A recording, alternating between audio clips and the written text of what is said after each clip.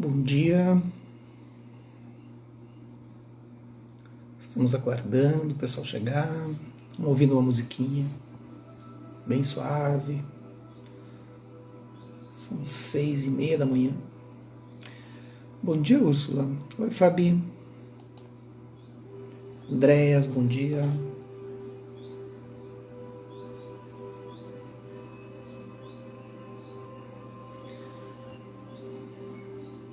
Catarine, é isso, Borda, bom dia.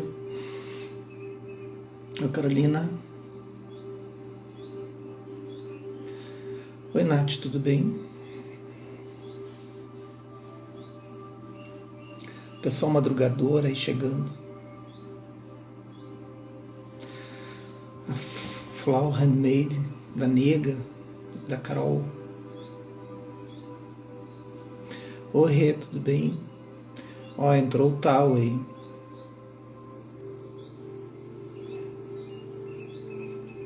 Bom dia, segunda-feira começando. Vou guardar mais um minutinho, o pessoal chegando. Tudo bem, Damasceno? Se estiver ouvindo essa música que eu coloquei do Spotify, tem músicas budistas, assim, tibetanas. Bacana de ouvir. Oi, nega.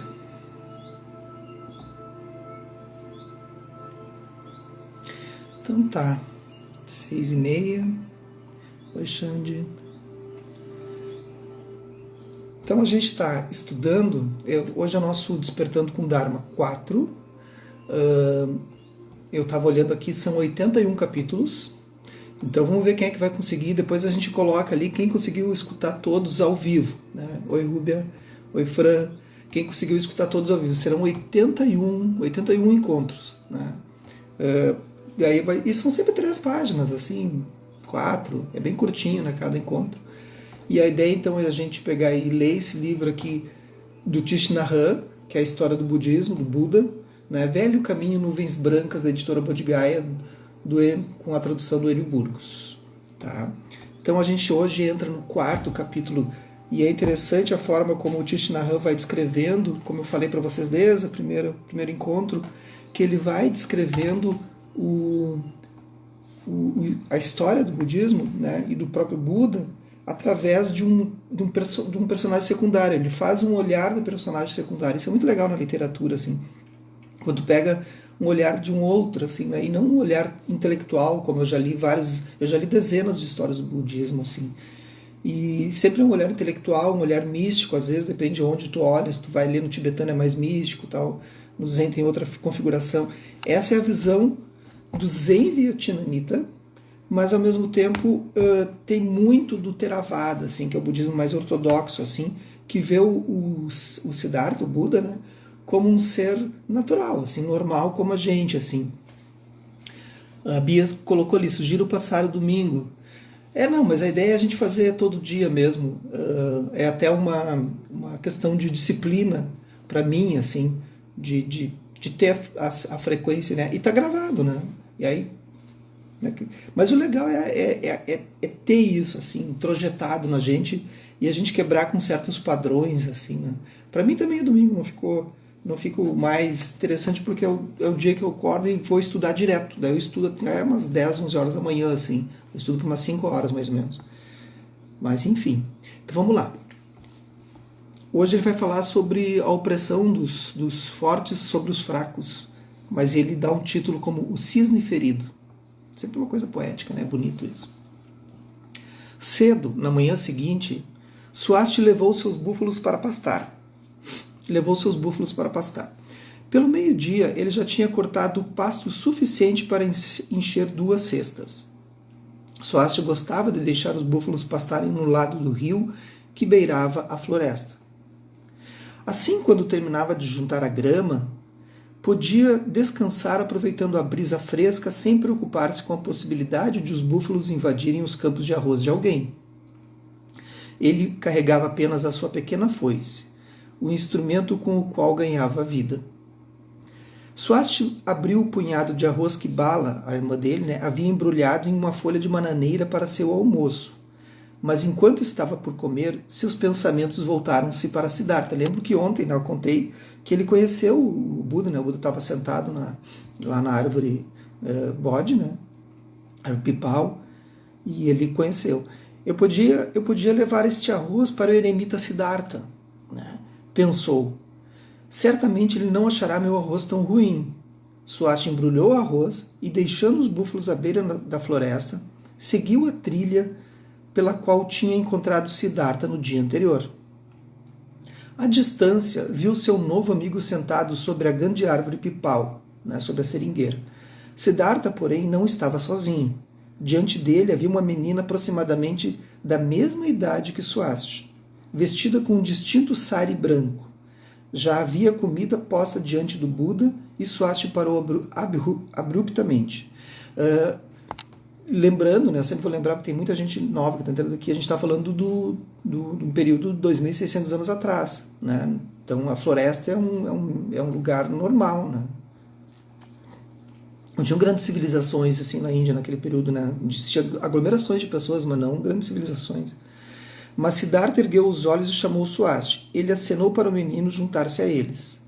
A menina de sari branco levantou os olhos, e Swasti a reconheceu como alguém por quem tinha passado frequentemente na estrada do vilarejo. Assim que Swasti se aproximou, ela foi mais para sua esquerda, fazendo lugar para ele, e Siddhartha fez sinal para que ele sentasse ali. Em frente de Siddhartha havia uma folha de bananeira com um punhado de arroz e um pouco de sal de sésamo. Eu não faço ideia do que seja sal de sésamo, então quem sabe aí a turma. Siddhartha dividiu o arroz em 2 porções. Você já comeu, criança? Não, senhor, não comi. Bem, então vamos compartilhar isto aqui. Então lembrando, né, ele vai compartilhar. Já vou dar um spoiler aqui, mas a gente já falou, né, ontem, ele vai compartilhar comida, o Siddhartha, que é de um reino, de uma casta superior, né, aparentemente, ele vai compartilhar com 2 crianças que são de 2 castas diferentes, e ela, porque Sujata é de uma outra casta, e o Swasti é o intocável. Lembra das castas que eu falei ontem, né? Quem não viu, revê o vídeo de ontem, que é bem bacana. Siddhartha ofereceu a Swasti metade do arroz. Este juntou suas mãos em agradecimento, mas recusou. Pegou o seu próprio arroz, bem mais rústico, e disse: também trouxe um pouco. O menino abriu sua folha de bananeira, revelando os grãos grosseiros de um arroz marrom, bastante diferente dos grãos branquinhos sobre a folha de Siddhartha. Aqui eu fico na dúvida, assim, aí o pessoal também da cozinha aí, os grãos branquinhos, mas isso não seriam grãos processados? Será que já existia grãos brancos assim na época?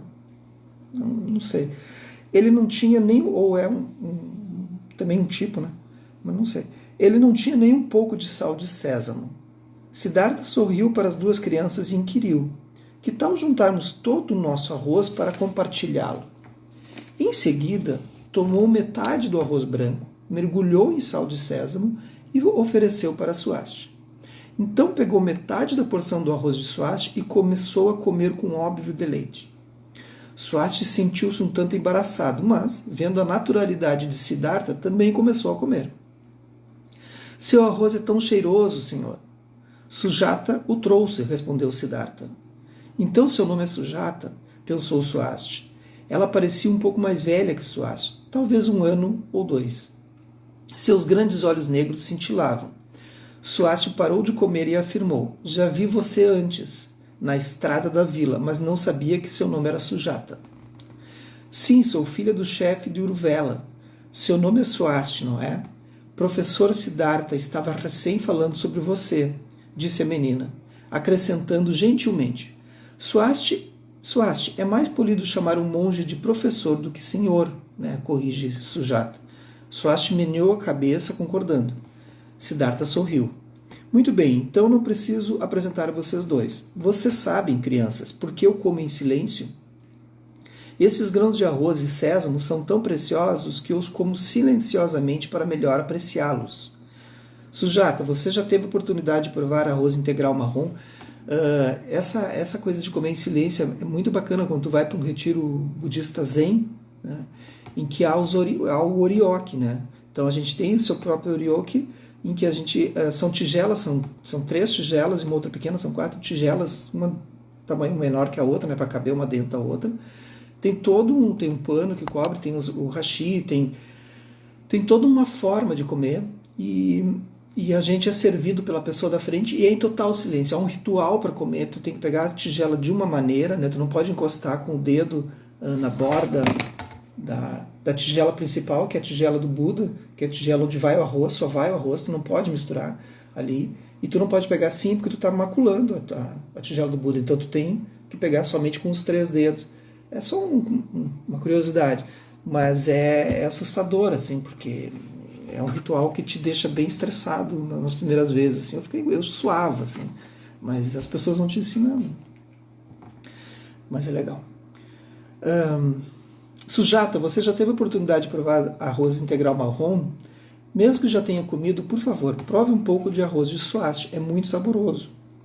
Agora então, nós podemos comer juntos em silêncio, e assim que terminarmos, contarei a vocês uma história. Siddhartha quebrou um naco do arroz e deu-o para Sujata. Ela juntou as palmas das mãos como uma flor de lótus e respeitosamente aceitou-o. Os 3 comeram em quietude, na calma profundeza da floresta. Quando o arroz e o sésamo acabaram, Sujata juntou as folhas de bananeira, depois pegou uma jarra de água fresca a seu lado e derramou um pouco na única xícara que havia trazido. Erguendo a xícara, ofereceu a água a Siddhartha.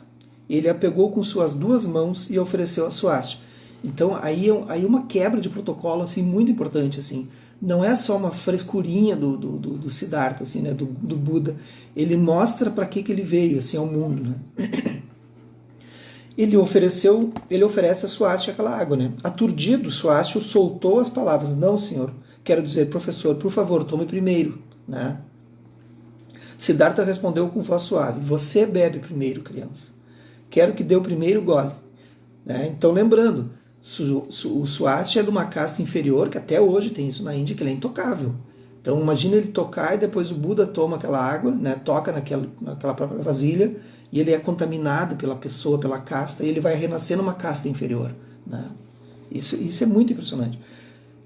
Swasti se sentia confuso, mas não soube como recusar uma honra tão incomum. Juntou as palmas das mãos em agradecimento e pegou a xícara. Ele bebeu toda a água de uma vez só, devolvendo a xícara vazia para Siddhartha. Este pediu para Sujata servir uma segunda xícara. Quando estava cheia, ergueu a xícara até seus lábios e sorveu a água vagarosamente, com reverência e profunda satisfação. Os olhos de Sujata não saíram de Siddhartha e Swasti durante esta troca. Quando Siddhartha terminou de beber, pediu que ela servisse uma terceira xícara. Esta última ele ofereceu para ela. Sujata pousou a jarra no chão, juntou as palmas das mãos e aceitou a xícara de água. Ela ergueu até seus lábios e bebeu devagar, em pequenos goles, assim como Siddhartha havia feito. Estava ciente de que a primeira vez que bebia da mesma xícara usada por um intocável. Então, lembrando que Sujata já é de uma casta superior ao intocável. Né? Porém, Siddhartha era seu professor, e se ele mesmo havia feito isso, por que ela não faria? A menina percebeu que não tinha qualquer sensação de ter ficado impura. Espontaneamente, achegou-se e tocou os cabelos do menino tratador de búfalo. Ela rompe, né? Rompe com um padrão, com um hábito. No budismo a gente vai chamar de sanskara. Né? E em seguida, Sujata acabou de tomar a água, colocou a xícara vazia no chão e sorriu para seus 2 companheiros. Siddhartha aprovou. Vocês, crianças, compreenderam? As pessoas não nascem com castas. Toda lágrima é salgada, assim como todo sangue é vermelho. Somos todos iguais. É um equívoco separar as pessoas em castas, criando divisão e preconceito entre elas. Isso se tornou muito claro para mim durante a meditação. A gente ouvindo hoje, dentro do mundo que a gente está hoje, e fora da Índia, né? Lembrando que lá ainda existe isso, né? De um olhar assim, que não é um preconceito, mas é uma cultura. Imagina 2.600 anos atrás. Imagina que naquele período já existiam as formas de filosofia, né? A bramânica, a védica, estudava os Upanishads, existiam as divisões dos jainistas, que era diferente, né? embora esses nomes soem para vocês estranhos, mas são filosofias, assim como as filosofias de Sócrates, de Aristóteles, que a gente estuda, né, as greco-romanas, a gente estuda as filosofias aqui, né, do Ocidente, né, mas a gente não estudou as filosofias asiáticas. As filosofias céticas, existiam céticos na época, mas ninguém desses pensadores, porque eles eram pensadores, né? O Siddhartha, o Buda, ele era um intelectual, né? E ele, sendo intelectual, ele rompe, foi a primeira pessoa, há 2.600 anos atrás, que teve uma visão, através da meditação, apenas em silêncio, de ver alguma coisa está errada. Isso não pode funcionar assim. E ele vai lá e rompe com isso. Imagina a cisão e a loucura que foi isso para a época. Isso é um impacto social, um impacto de filosofia, um impacto... Ele vem e rompe com uma normativa. Na arquitetura a gente vai chamar isso de oxímoron. Oxímoron é quando alguma coisa rompe com a estrutura normal de uma leitura de um prédio. É como quase como uma comédia dentro do prédio. Eu começo a tá? Juntar muitos links, tá? Vou parar. Sujata olhou pensativo e disse: nós somos seus alunos e acreditamos no seu ensinamento. Porém, não parece haver ninguém assim, mais assim como você nesse mundo. Não havia. Né? Todas as pessoas... Depois vai ter 500 anos depois, aparece um carinha, né, chamado Jesus de Nazaré. Né? Aí que tá. Gente, eu não estou falando de Buda e Jesus, assim nesse sentido. São seres intelectuais, seres... Né? No budismo não existe Deus, né? Não existe um Deus. O Buda não é um Deus. Né? Já no cristianismo, Jesus é Deus na Terra, né? Mas era um intelectual, vamos ver assim, uma pessoa. Né? Então, 500 anos depois surge Jesus, baita cara. Né? Chega e rompe com a normativa também. Todas as pessoas creem que os Sudras, né, que é a casta da Sujata, e os intocáveis saem dos pés do Criador. As Escrituras dizem isso. Ninguém ousa pensar diferente. Sim, eu sei. A verdade, porém, permanece verdadeira, ainda que ninguém acredite nela. Embora 1 milhão de pessoas possa crer numa mentira, ela continua sendo mentira. Aí vem, né, quantas coisas já aconteceram na história, né? O nazismo, o fascismo, a ditadura militar, né? Então, o que aconteceu aqui no Brasil e tá, né, ali.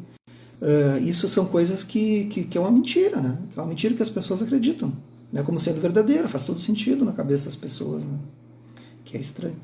Vou lhes contar uma história de quando eu era menino. E aí então vem a história desse capítulo, que termina em uma folha agora.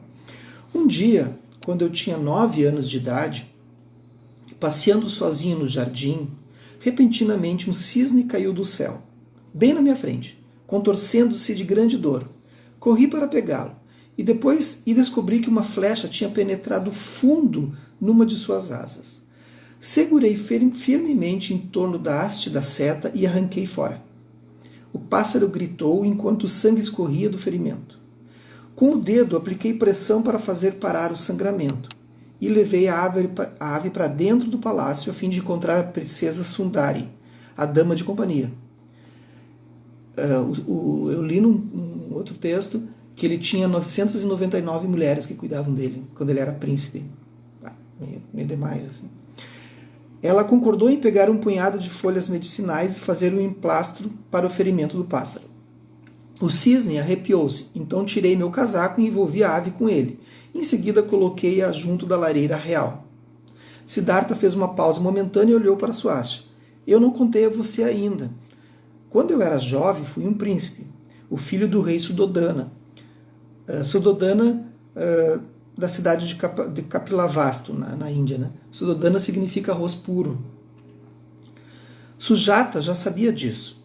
Eu estava para ir buscar arroz para o cisne quando meu primo de 8 anos, Devadatta, irrompeu para dentro da sala. Devadatta era o capeta em forma de pessoa. Assim, sabe? Ele segue o Siddhartha a vida toda, ele vem para incomodar. Alguns escritores dizem que Devadatta, na verdade, nem existiu, que foi... Eles sugerem isso, assim, que na verdade é uma manifestação das aflições venenosas da mente do Siddhartha, assim, mas não é real, porque tem vários registros históricos que Devadatta existiu mesmo. Né? E Devadatta vai ao longo da vida, vocês vão ver, quem acompanhar os 81 capítulos, né, 81 dias, Devadatta faz de tudo, inclusive tenta matar o Buda várias vezes, né? Ele tem muitos ciúmes do Buda, né? Do Siddhartha. Devadatta irrompeu para dentro da sala. Ele segurava seu arco e flechas e questionou excitadamente: Siddhartha, você viu um cisne branco cair perto daqui? Antes que pudesse responder, Devadatta viu a ave junto da lareira e correu até ela. Mas eu o segurei. Você não pode levar o pássaro. Meu primo protestou. Aquele pássaro é meu, eu o acertei. Parei entre Devadatta e a ave, determinado a não deixar que ele a levasse, e afirmei: o pássaro está ferido. Eu o estou protegendo. Ele precisa ficar aqui. Devadatta estava obstinado e não iria desistir. Ele argumentou: agora escute-me, primo. Quando esse pássaro estava voando no céu, não pertencia a ninguém. Como fui eu que o derrubei, por direito ele pertence a mim. E agora, gente, o que vocês pensam sobre isso? Porque é o que vai acontecer agora, né? O desfecho da história, né? É do Devadatta ou é do Siddhartha esse pássaro, né? Quem tem direito a ele? Seu argumento soava lógico, né? O Buda pensando, mas suas palavras me deixaram zangado. Né? Ele tinha 9 anos, ele ficava zangadaço. Eu sabia que havia algo errado em sua argumentação, mas não conseguia pôr meu dedo em cima deste ponto. Então fiquei ali de pé, mudo, cada vez mais aflito. Tinha vontade de bater nele, né? Por que não bati? Não sei dizer, mas vi um jeito de responder a ele. Ouça, primo, eu disse e prossegui. Aqueles que se amam... Ele tinha 9 anos.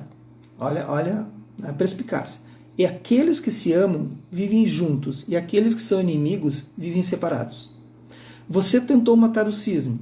Logo, você e esta ave são inimigos. O pássaro não pode viver com você. Eu o salvei, tratei seu ferimento, aqueci-o e estava por ir buscar comida para ele, quando você chegou. A ave e eu nos amamos e nós podemos viver juntos. Ele precisa de mim, não de você. É legal porque essa retórica se aprende, né? Se aprende essa discussão. Nós não aprendemos. Sujata bateu palma. Isso mesmo, você estava certo. Siddhartha olhou para Swasti. E o que você pensa, criança, da minha declaração? Swasti refletiu por um momento e então respondeu calmamente. Penso que você estava certo, porém, muitas pessoas não concordariam. A maior parte das pessoas ficaria do lado de Devadatta. Depois eu quero uma enquete ali. Quem pensou como Devadatta? Não é ruim nem bom, gente. É só, né, é natural da mente. Quem ficou do lado do... Né, quem acertou e quem protegeu. Deixe-me contar a vocês o que aconteceu depois. Como discordávamos um do outro, decidimos levar nossas considerações aos adultos. Naquele dia havia um encontro governamental no palácio. Assim corremos para a sala de justiça onde eles estavam reunidos. Eu levava o cisne e Devadatta segurava seu arco e flecha. Nós apresentamos o nosso problema aos ministros e pedimos que emitissem um julgamento. Os assuntos de Estado tiveram uma pausa enquanto os homens ouviam. Primeiro a Devadatta e depois a mim. Eles discutiram a questão ao extremo, mas também eles não eram capazes de chegar a uma solução. A maioria parecia estar se inclinando para Devadatta, e tu viu que o Swasti sentiu que era verdade. Né? Quando meu pai, o rei, né, o Suddhodana, de repente limpou ruidosamente a garganta e tossiu algumas vezes. Né? Fez um tipo, né? Ele é meu filho, gente. Se liga aí. Né? E aí, aquele silêncio. Todos os ministros repentinamente pararam de falar. E digam-me vocês não acham isso estranho? Em total unanimidade, eles concordaram que o meu argumento estava correto e que o pássaro deveria ser dado a mim. A Maya, né, lá do yoga, lá do Tala, faz...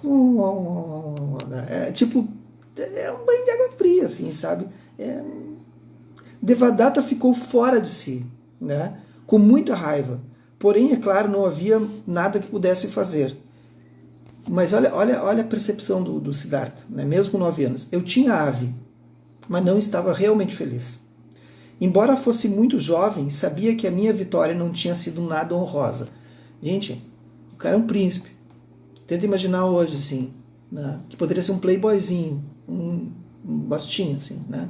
Aí ele já tinha noção assim, de que ele não poderia ter esse tipo de soluções na vida, que o pai pegava e passava a mão e dizia, né, ele é meu filho, é intocável ali, né, não pode. Né? Ele já olha assim, não, mas eu não quero isso, não quero esse tipo de educação.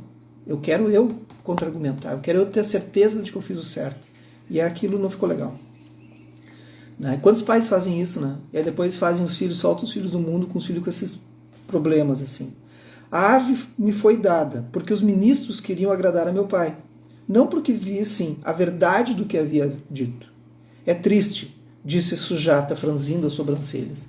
Sim, sem dúvida, mas voltando os meus pensamentos para o pássaro, confortei-me com o fato de que estava em segurança. Né?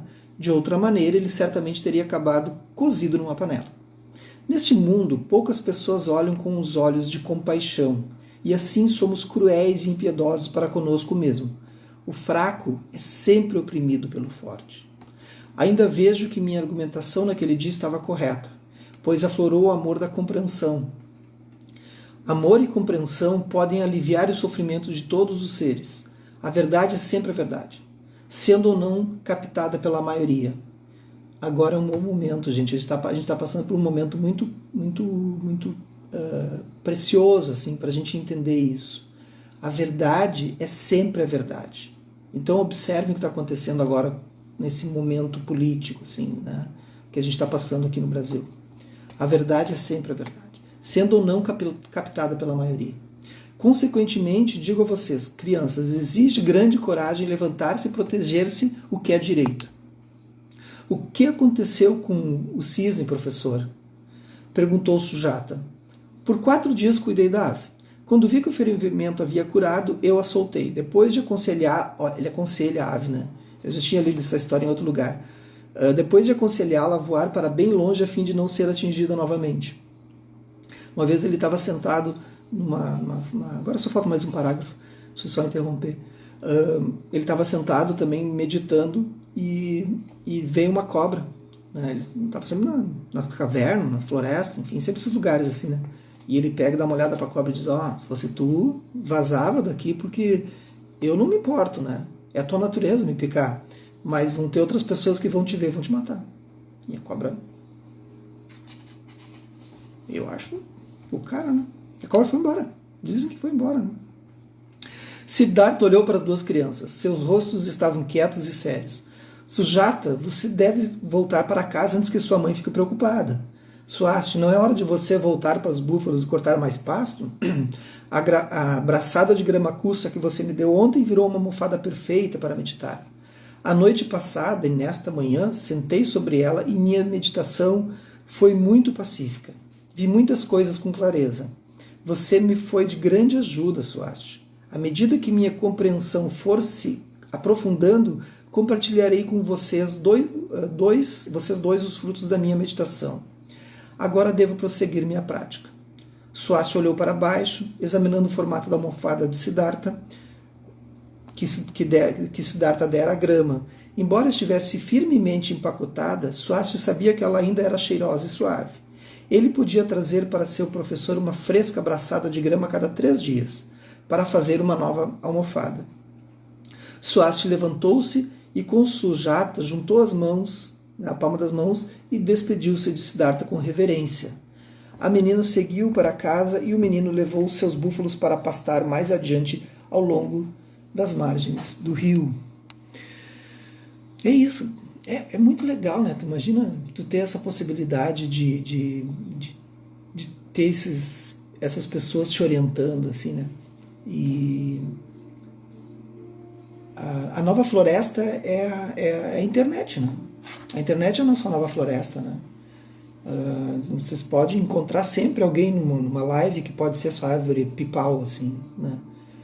E esses encontros, eles estão ali. Esses seres estão aí, né? Basta a gente simplesmente quebrar com alguns padrões da gente e olhar. Para olhar, a gente tem que olhar com compaixão para a gente primeiro. A gente olha com compaixão para a gente e a gente vê que a gente precisa derrubar certas certezas e certas muralhas para que a gente possa olhar para aqueles que estão acenando e dizendo: eu tenho alguma coisa para te dizer. E espero poder dizer isso para vocês todos os dias. Ok? Então até amanhã e um bom dia para vocês, uma boa semana. Amanhã estamos de volta. Que os méritos desse nosso encontro se expandam e toquem a todos e que eu possa me tornar o caminho iluminado. Convidem novas pessoas para assistirem amanhã.